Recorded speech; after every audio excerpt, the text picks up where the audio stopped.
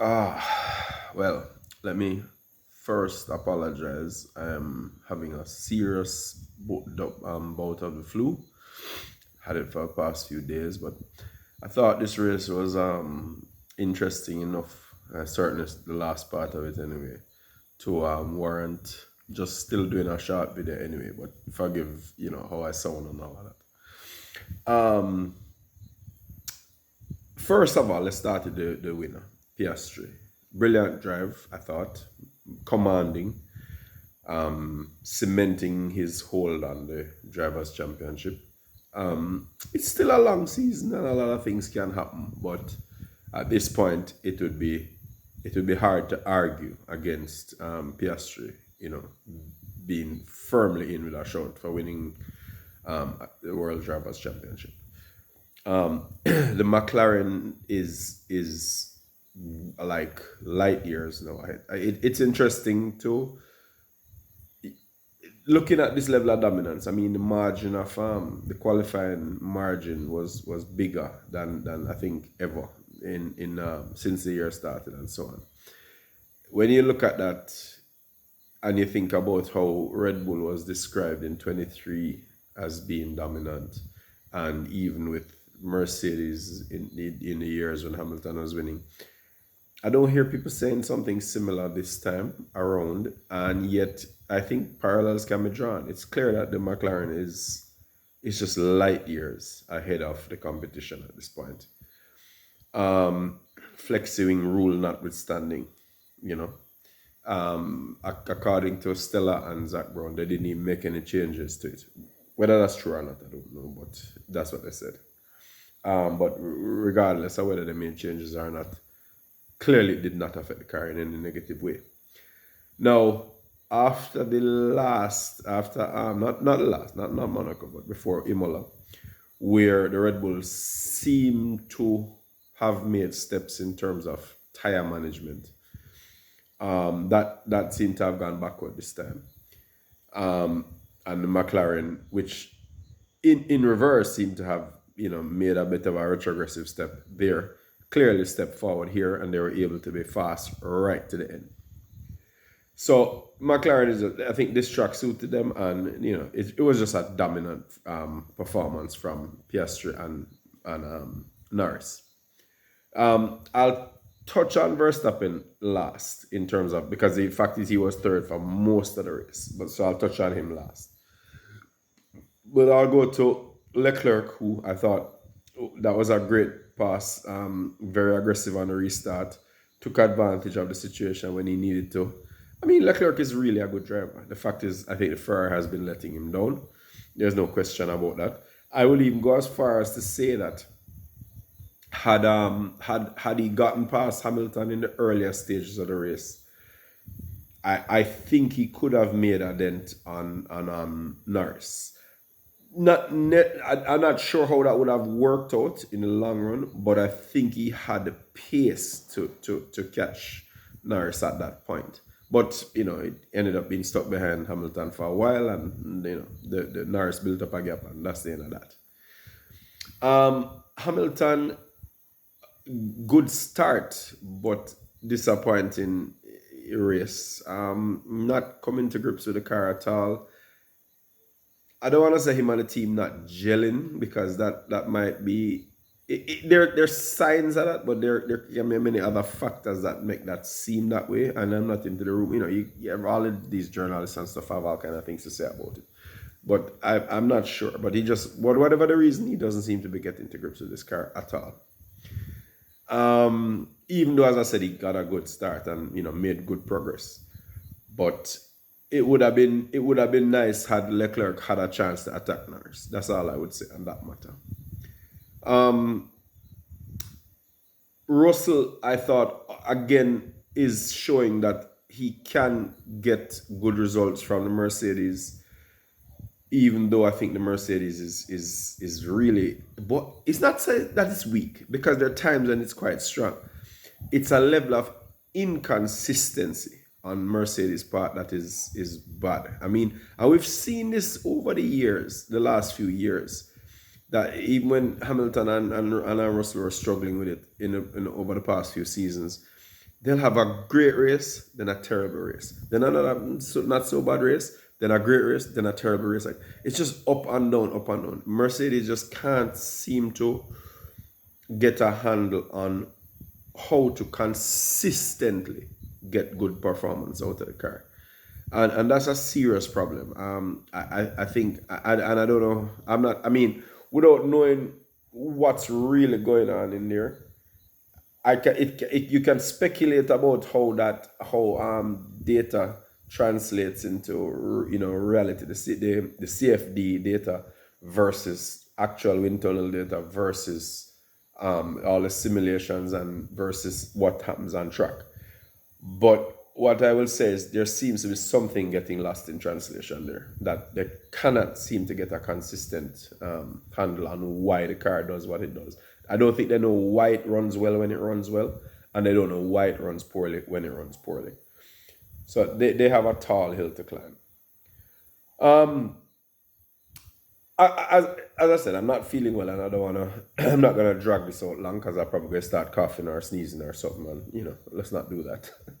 So what I will say is that the rest of the pack, there was a lot of shuffling. It was interesting actually. Hajar again ran well, very good for a rookie. I mean, he's really coming to terms with what with his racing.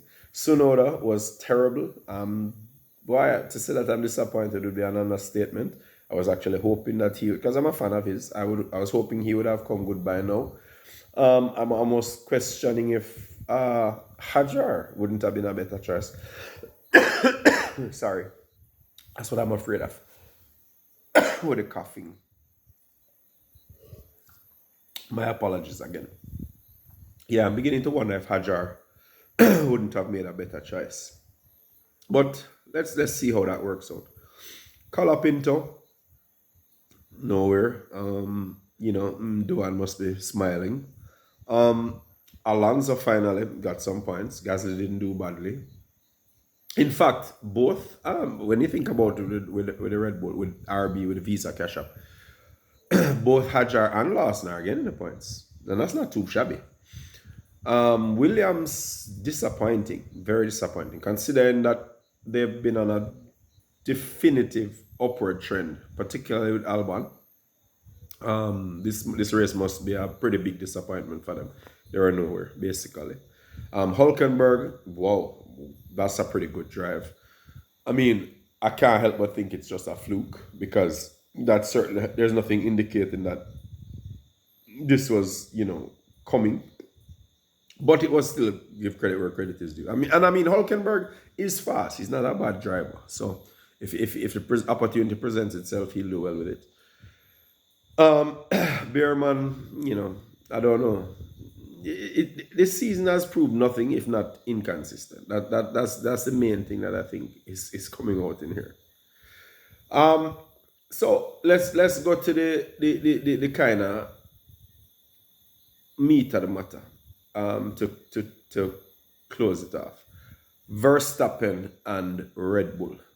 I'm gonna treat the two of them slightly separately. Even though both of them had a similar trajectory. Both started on a great foot. And I'll explain what I mean. I thought the start by Verstappen was, as usual, masterful. That the pass on Norris was very well executed. Good drive, smooth, well controlled. Clearly the car is not as fast as the McLaren's, and yet he really made the best of it. And I would say right up to the safety car, he probably deserved driver of the day based on what he was getting from the car. He was really, really driving well. And the strategy that Red Bull tried, it was a dice roll, of course, but it was working. I mean, that second soft tire stop, I think, put McLaren not necessarily on the back foot, but it gave them pause, because the radio messages initially were like, oh, we have the pace, we have it covered. Eventually, I heard a couple saying, hey, we have to watch what Verstappen is doing.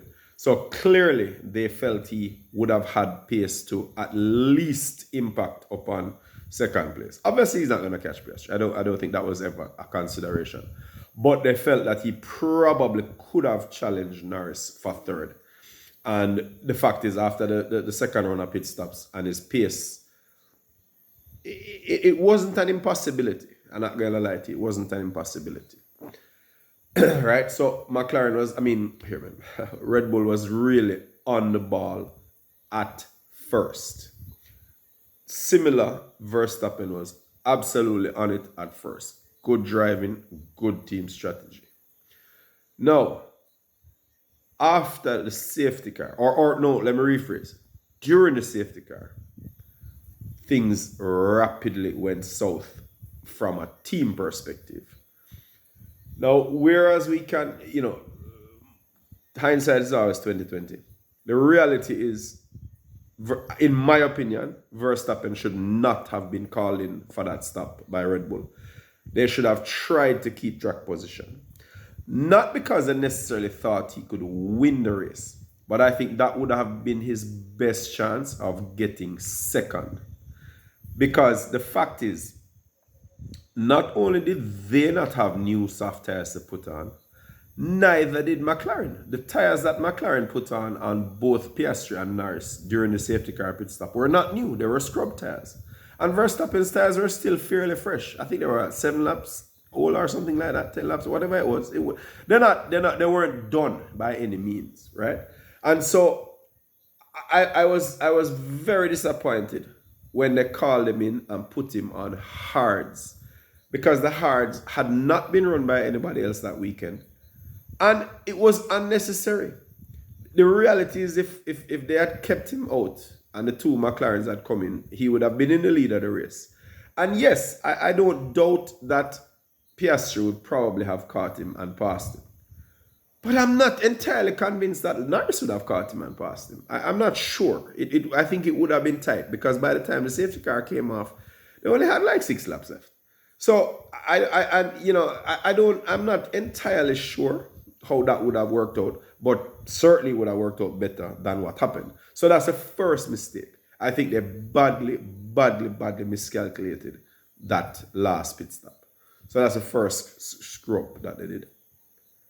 The second, and probably most epic one, was when Lambiase came on the radio and told Verstappen to give the position back to Russell.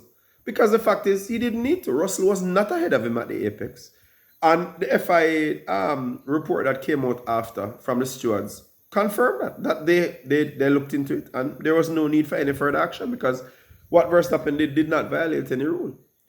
And so that entire episode and then the series of events triggered by that wouldn't have necessarily occurred.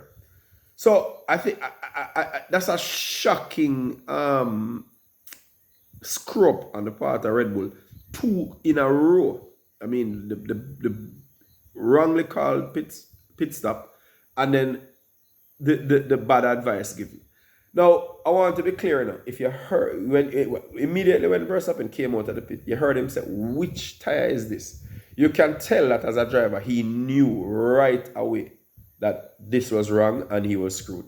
Because once I said to him, his hards, he knew it was, that he had a very little chance of keeping his position.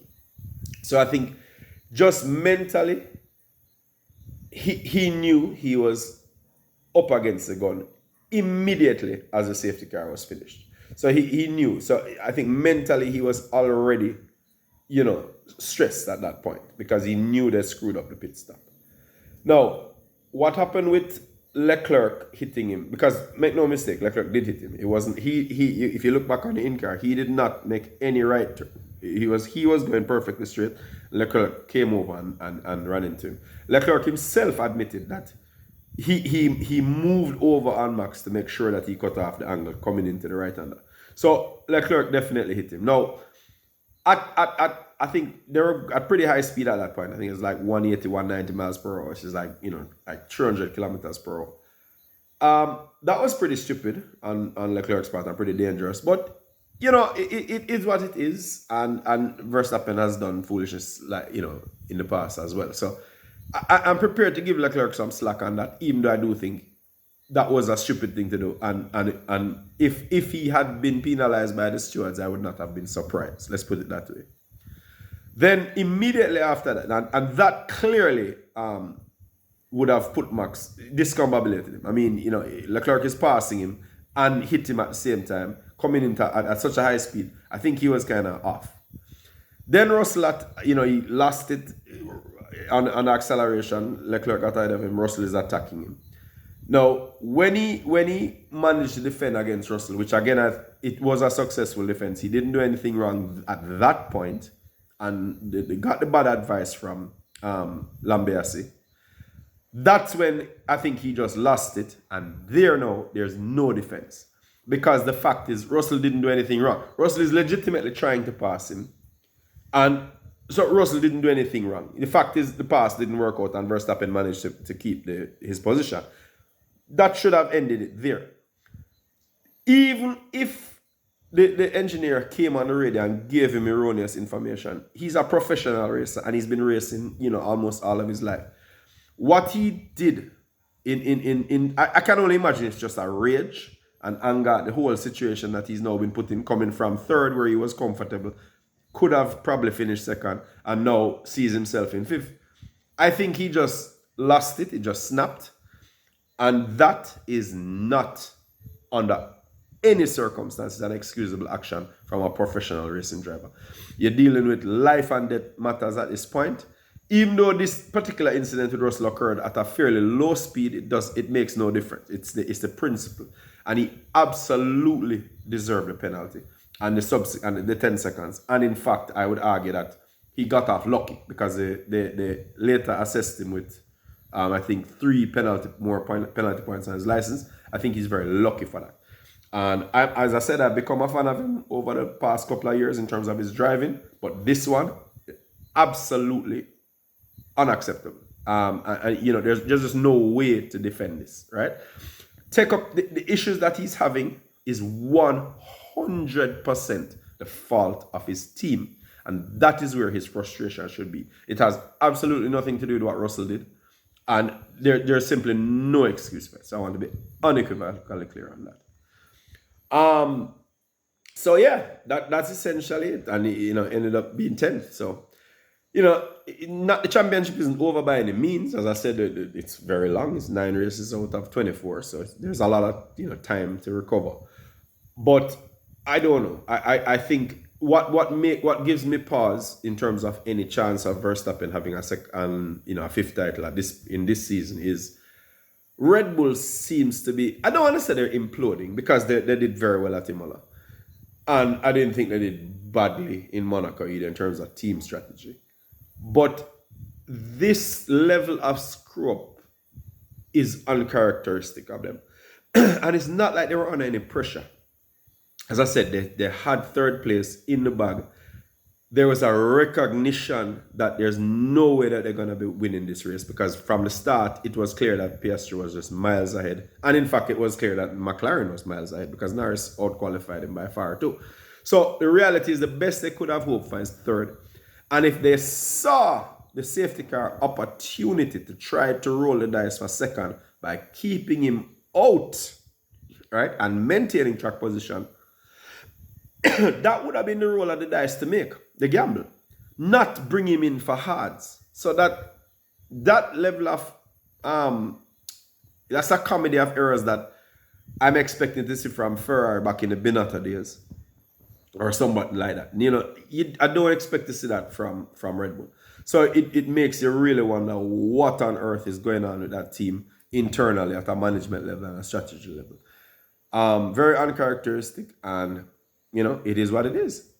So yeah, that's pretty much my view of the race. Great drive by Piastri. McLaren is just soaring off into the sunset at this point. And I think that, barring some, as I said, unforeseen development on one of the other competitors' cars, I don't see it changing. That's where I'm at.